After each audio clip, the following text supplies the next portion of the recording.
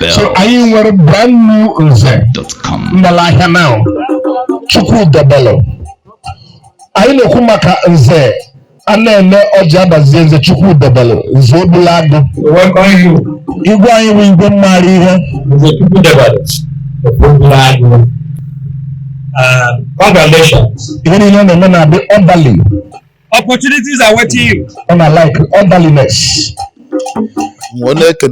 One of our son, the best entertainment. Number Nino Naba Nachi Ishukwe Obulago and Enugu State at large. Sajisika Noria Achukwu Kikabia Magemeria Mara. He will excel in everything he do. In the mighty name of Jesus. Yeah, can I use this as long as I am one name.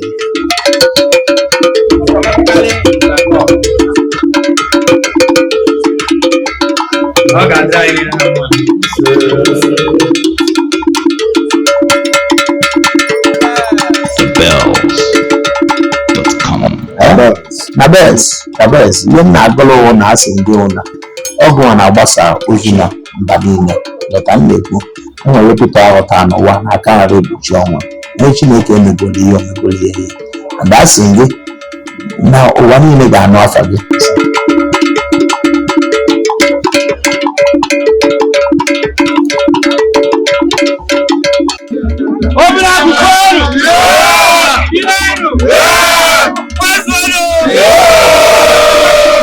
Nze Chukwu Dobelu. Adana na agwa ụlọ biko onye ọbụla chọrọ ihe osise chọọ ka gbasara ya chọọ ka ụwa nụrụ onye ya dị Nabes ọ ga-adịrị ya na mma and ọ ya anapụrụ ekwu ọnwa ana ka ọwụ nye udo ka ọwụ nye ọṅụ ka ọwụ ọ ga-agaziri gazikwere godo onwe ọ na-emeli ya thebells.com. Get over here. Uma ufuna sanibonani uma ufuna ukuqasha umuntu ozonenzela entertainment yama pictures ama videos whatever enikufunayo nje regarding entertainment ningafonela uDoubles Entertainment angeke nizisole bayadeliver konke okufunayo bayakwenza and bashutha kahle benza kahle ama video they deliver konke enikufunayo uzokuthola and uzohamba ujabulile.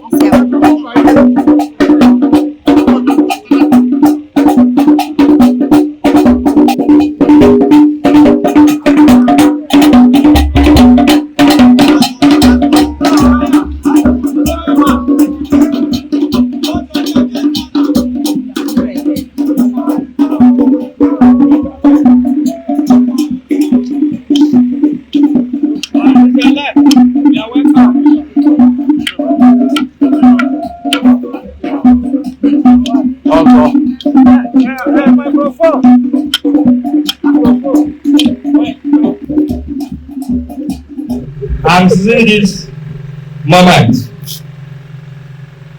to welcome you. Is a lot of Obinado. Nze Chukwu Dobelu of Obinado. Nze Chukwu Dobelu of Obinado. Congratulations. So today we are going to inaugurate you. We are going to appreciate you. This palace have a system of welcoming celebrants to the palace. But however, we have to adjust it. It's not a joke.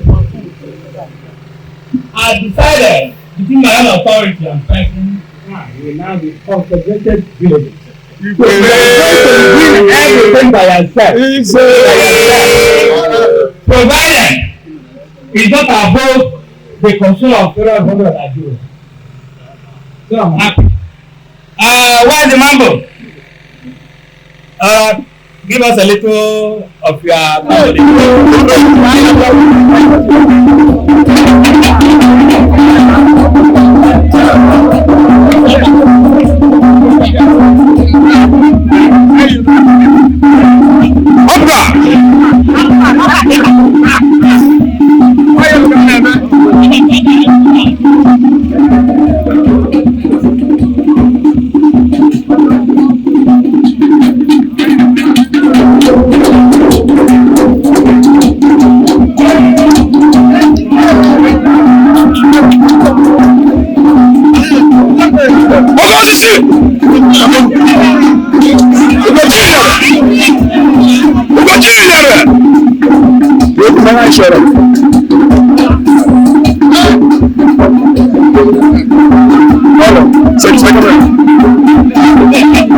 They said good opportunities are waiting you. And that you're going to get it.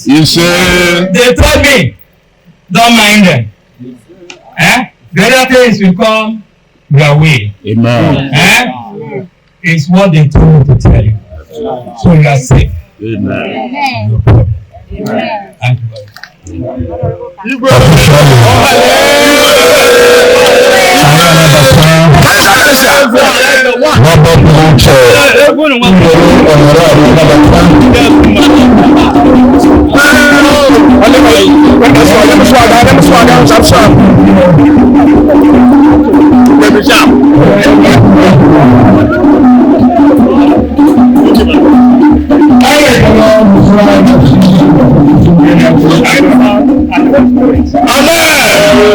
Welcome you to this important ceremony to confer you the Nze of your village, Obinagu Isibachi, in the person of Nze Anene Ojadaji.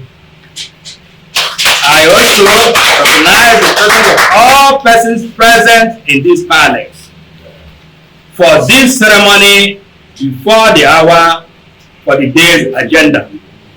I want to appreciate your efforts on behalf of our community, Isigwachi, for your efforts coded in Vision Project for, that is people-oriented, which has realistic direction and goals with entrenched community as beneficiaries, supported by a high-gear strategy, which deliver the highest possible program to the rural people as a significant factor in poverty reduction and security. Yours shall provide quality service that is acceptable, continuous, without tears in our community. God bless you. Thank you for your support. In Jesus' name. Amen. Do solemnly swear, affirm that I will be faithful, and bear true allegiance, to my village, Obinagu Isibachi, known to be the Nze, in Isibachi Kingdom, and Isibachi Autonomous Community. I shall discharge my duties to the best of my ability, faithfully, and in accordance with the chieftaincy constitution of Isibachi, Enugu State, traditional rulers law, in the interest of the integrity, solidarity, advancement, well-being, and prosperity of Isibachi and the federal government of Nigeria, Republic of Nigeria. That I will strive to pursue, enhance, and achieve the aims and objectives of the Isibachi as contained in his constitution and manifesto. That I shall not allow my personal interest to influence my official decision of Isibachi. As many be required for the due discharge of my duties, and that I shall devote myself to the service and well-being of the people of Isibachi, Autonomous Community, and Nigeria. So help me God.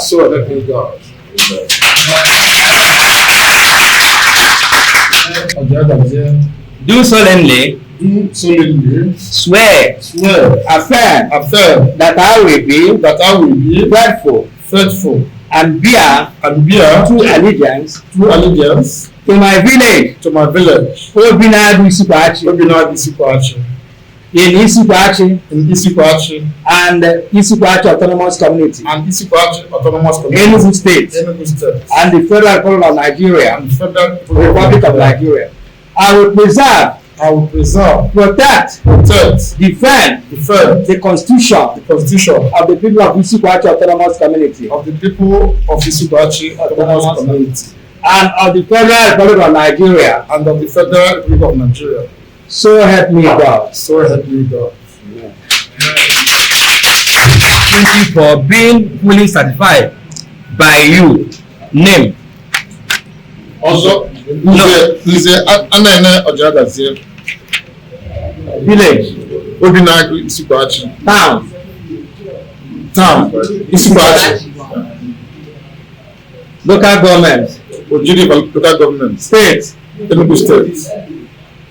Having been elected and formally presented to you with the Chieftaincy Constitution 2024 of Isikwachi Autonomous Community, do hereby certify that you have accordingly been inaugurated as the Nze of the said village as mentioned above, 3rd of January 2026.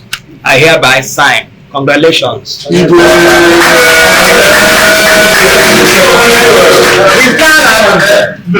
formally, we have been acting Nze, but it's not Nze like that. Now he's an Nze.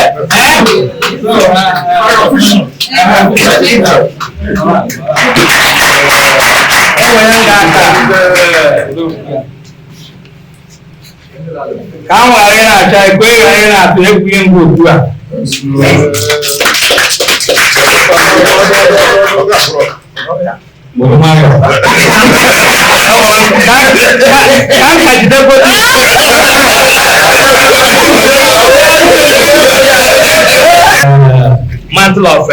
Mantle of authority. Staff of office. Mantle of authority. What do you require? I won't get with you more. So, because now I am Chineke, but I anointed. I am a man. But I say, Moses, Saul, and not. Saul, David. So, I can use get my own thoughts.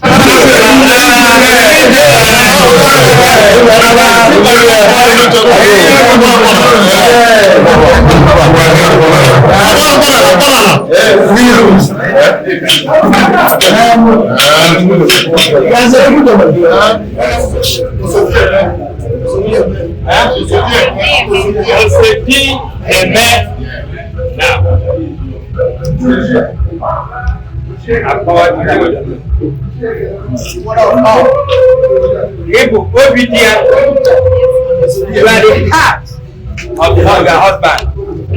Automatically, you are Lord. To him, officially, not before backyard. So I bless you.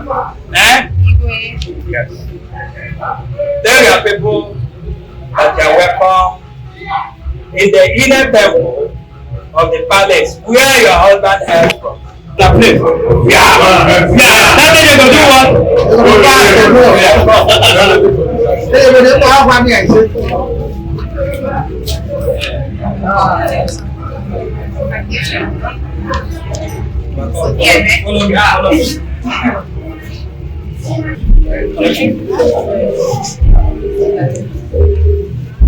Behind you.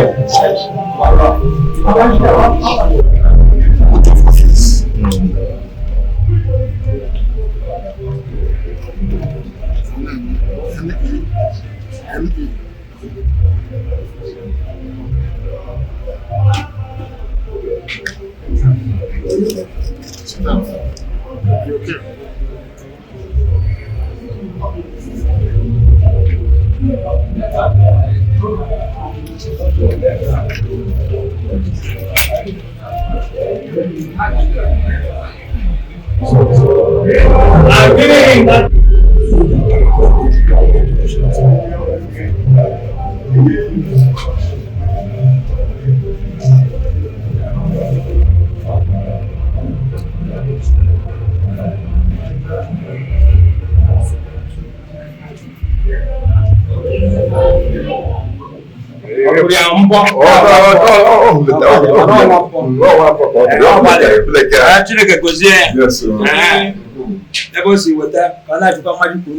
Jesus Christ. So now, Unu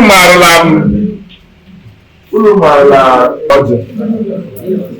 Were ọjọ́.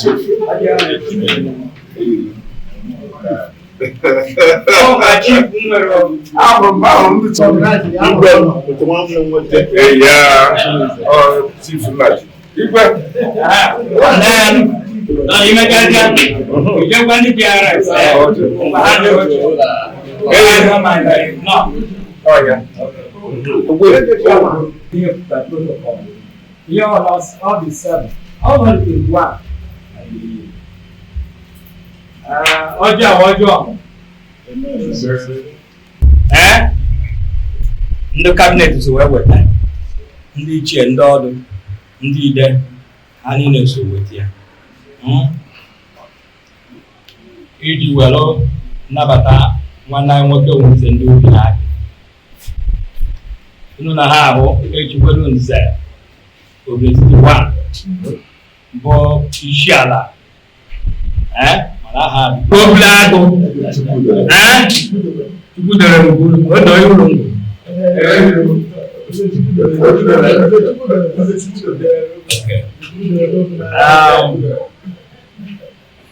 na ọ ga-adịrị anyị niile na mma anyị ga-afụ nwa anyị fụ ụmụ anyị ihe ọma ga na-abịara anyị ajọ ihe ga-ana ọ bịara igbu anyị gbuo onwe ya ndị iro anyị ga-echoza anyị dịka etu ọkụkọ si echoza nwa mmiri a Chineke ga-agwa anyị ọnya anya dị anyị na-arụ ka afọ niile nke anyị na-ata na mbọ niile nke anyị na-agba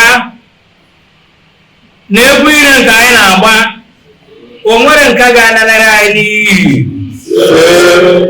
ha niile ga-amịta ezi mkpụrụ anyị wee tụrụ ugo wee na ọba anyị dị iche iche n'aha Jizọs Kraịst anyị wee na-akụkwasị nkwọ n'ụbọchị eke wee nye onye na amara ya niile ka o menyere anyị ndị ire anyị ndị nke nọ na mmụọ na ndị nke nọ na mmadụ ka o were ụmụ agha nke eluigwe onye mebiri ha ka a na-akpọ ọchịchịrị nwa ya n'odi gaba n'odi ndị nke na-anụrụ nwaanyị ndị nke nwoke gaba nụọ nwaanyị ndị nke nwaanyị gaba nwee di ụmụ ha wụrụ ụmụ maara ihe ka a ghara ịnwụ ndị aghara ịgha na ndị echichi ada amụ ndị aghara ịgha ha na-amụ ndị maara ihe ya ka anyị na-ayọ Chineke nna Chineke nke ọkpara Chineke mmụọ nsọ ka ọ bịa buru ụzọ tọọ ọjị a ka anyị tata ndụ tata ihe tata agam n'iru ka ọ na-edu ebe niile kwesịrị idu anyị n'aha nke nna na nke ọkpara na nke mmụọ nsọ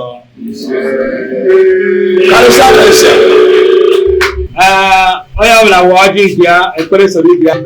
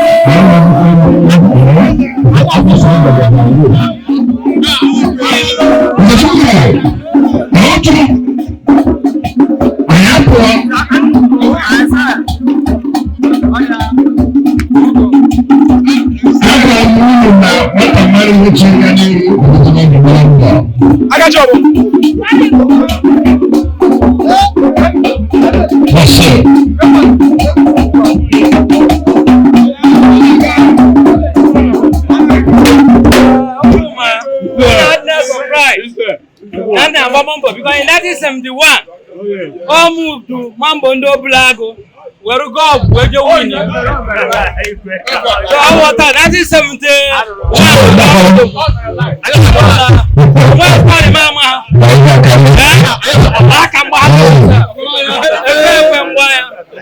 So that is very much. What I will not consider the Chukwu Dobelu, the first son of Inauguration.